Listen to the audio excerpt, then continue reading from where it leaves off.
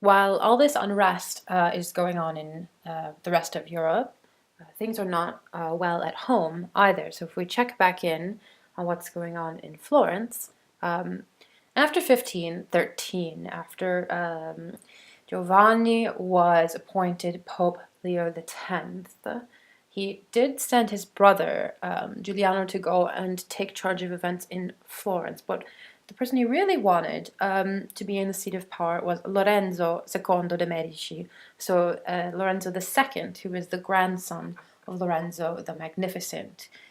This is working out very well in the mind of Leo X. However, in practice, Lorenzo was an absolutely ineffectual, just a disaster as a leader in Florence for a variety of reasons. The first being he really has no concept of the Florentine love for and respect for their republican traditions. He's brought up in Rome. He's the son of Alfonsina Orsini, who is one of the most um, absolutely illustrious, wealthy, and very aristocratic families in Rome. So he's not used to this kind of, even if it's just a surface value, but these Republican values of equality and, if you will, he's really very much used to courtly culture, to hierarchy.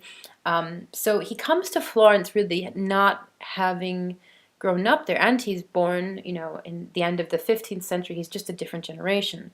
Um, then what happens is he starts making the same mistakes as some of his predecessors. So instead of kind of ruling via council and sort of behind the scenes, he becomes more and more visibly in power. He arrogates power to himself. He has a series of councils and advisors who are making all of the decisions. His mother also becomes extremely powerful in politics, which is something that the Ottimati resent.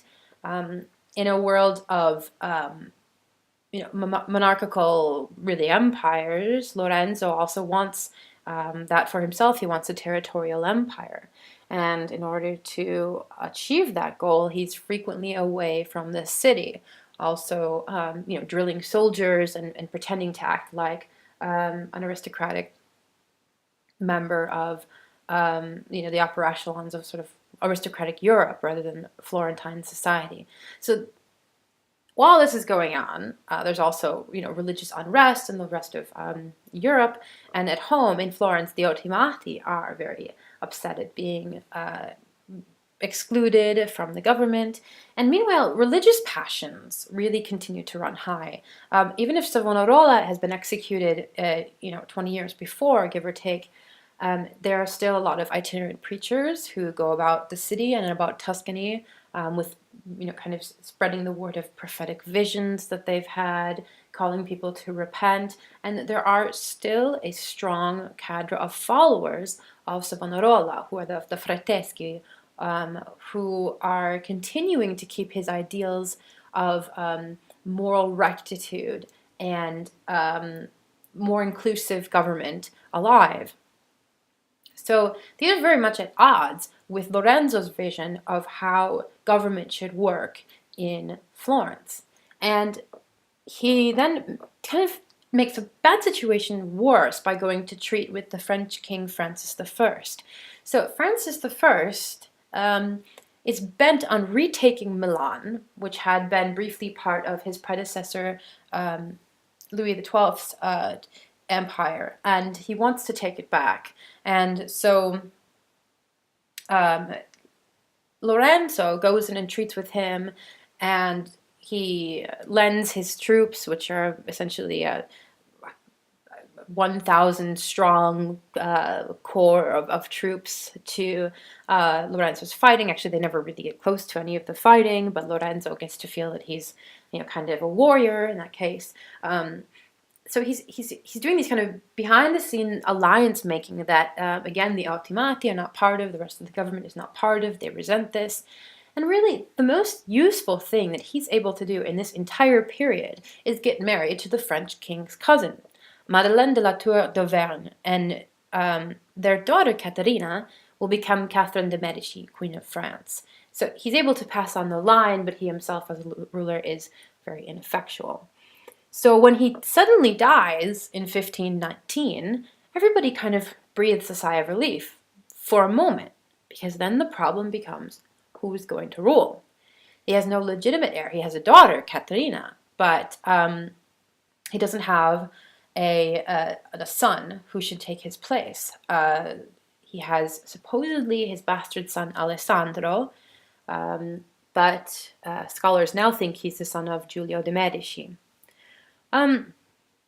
So without anyone to rule over 1519, Leo X is busy in Rome, a lot of his religious problems and also with his kind of courtly life in Rome. So he sends his cousin Giulio to rule, and he's in power in Florence from about 1520 to 1523, before he himself becomes instated as Pope Clement VII.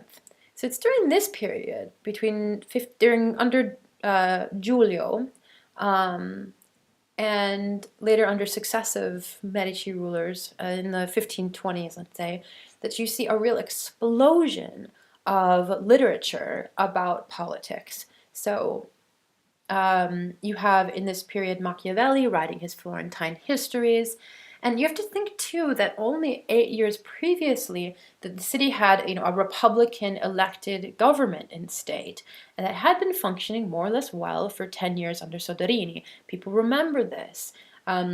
So there's, especially with the printing press and there are censorship laws in place, but they're not always enforced.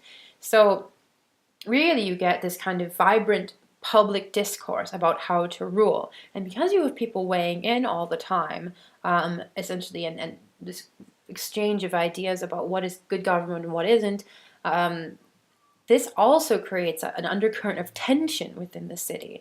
So you have, on the one hand, the resentment of the Ottimati, who didn't like Lorenzo's policies, and they're anyways kind of frustrated being excluded from power.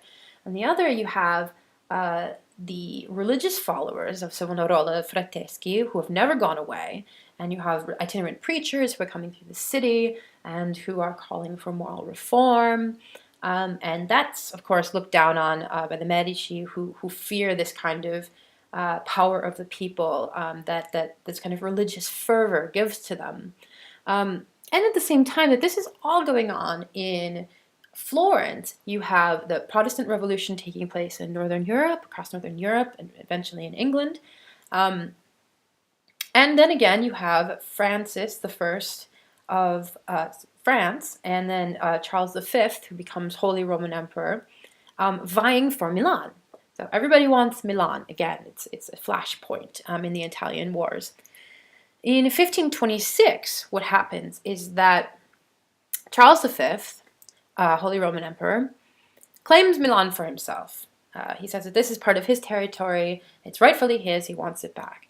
Now, you have to think also that Charles V is Holy Roman Emperor, but he also has vast holdings of territory as also the heir to the Spanish throne, and Clement, who's down in Rome now, Clement, who is Giulio de' Medici, Clement VII, is getting quite nervous about this. He has the Spanish viceroy or the Spanish regent in Naples to the south of him, and then north of his home city of Florence, you have Charles V marching down. So what he decides to do is to form the League of Cognac with France and Venice. And this alliance is supposed to counteract Charles V's growing power.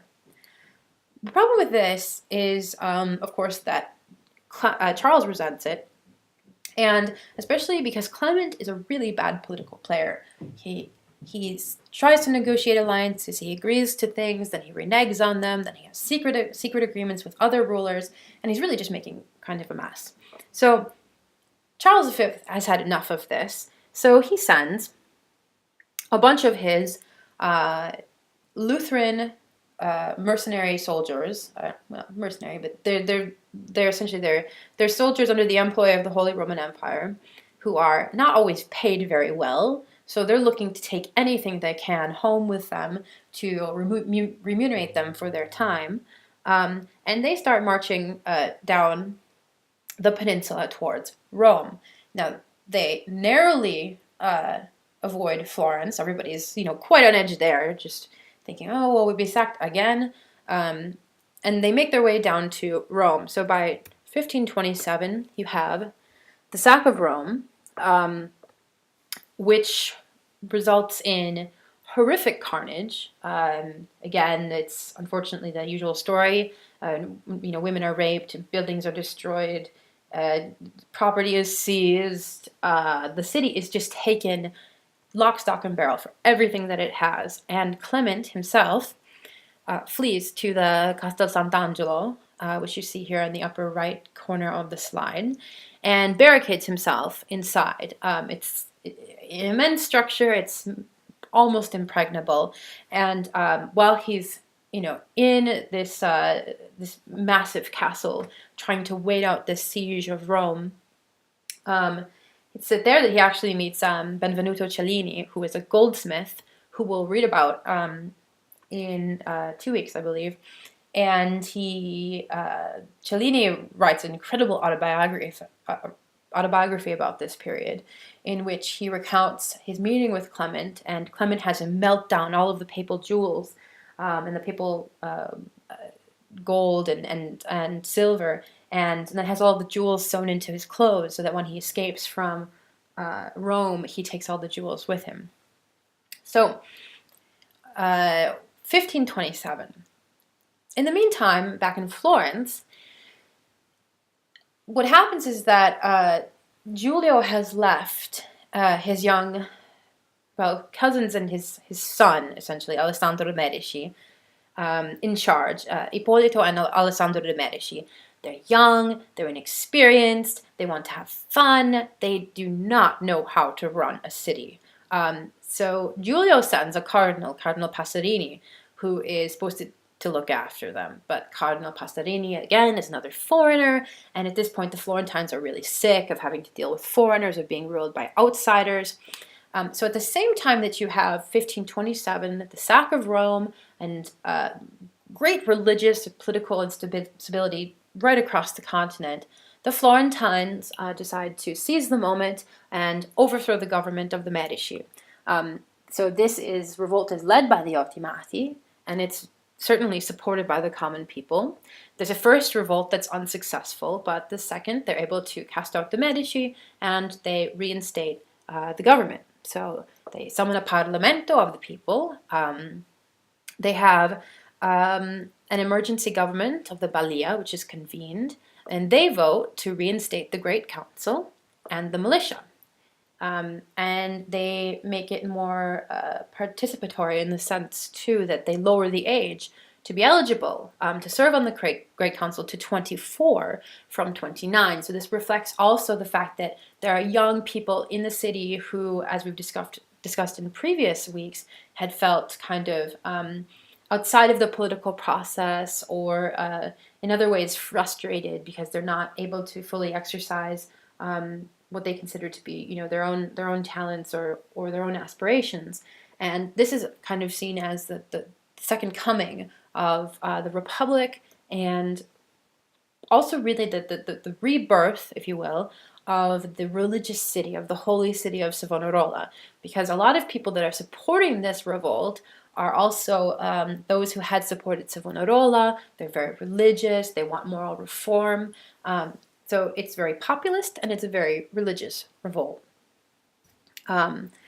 And these are, again, they're able to overthrow Ippolito and Alessandro, who then kind of, much as their predecessors Giovanni and Giuliano did, kind of wait on the sidelines to seize power again later.